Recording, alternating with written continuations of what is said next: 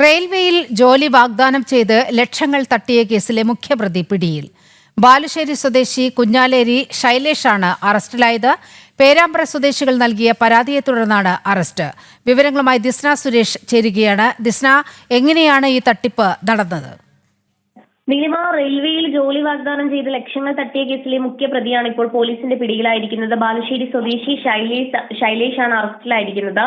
പേരാമ്പ്ര സ്വദേശികൾ നൽകിയ പരാതിയെ തുടർന്നാണ് അറസ്റ്റ് ഉണ്ടായിരിക്കുന്നത്. അതായത് ഈ പരസ്യം നൽകിയ ആളുകളെ സ്ഥാപനത്തിലേക്ക് ആകർഷിക്കുകയായിരുന്നു ഇയാളുടെ പ്രധാന ഉദ്ദേശം. അതായത് റെയിൽവേയിൽ ജോലി വാഗ്ദാനം എന്ന് കാണിച്ചുകൊണ്ട് ഇയാൾ പരസ്യം നൽകുന്നു. പിന്നീട് ഇയാളുടെ സ്ഥാപനത്തിലേക്ക് ആകർഷിക്കുകയും ഈ ചെന്നൈ ട്രിച്ചിയിൽ വെച്ച് റിക്രൂട്ട്മെന്റ് നടക്കുന്നു എന്ന വ്യാജേന നിയമന ഉത്തരവ് നൽകി പണം കൈപ്പറ്റുകയായിരുന്നു എന്നാണ് ഈ പരാതിക്കാരിൽ നിന്നും മനസ്സിലാക്കുവാൻ സാധിച്ചിട്ടുള്ളത്. കൂടാതെ തന്നെ ഈ വ്യാജ ട്രെയിനിങ് നൽകി ഇവരെ വിശ്വസിപ്പിക്കുകയും ചെയ്തിരുന്നു.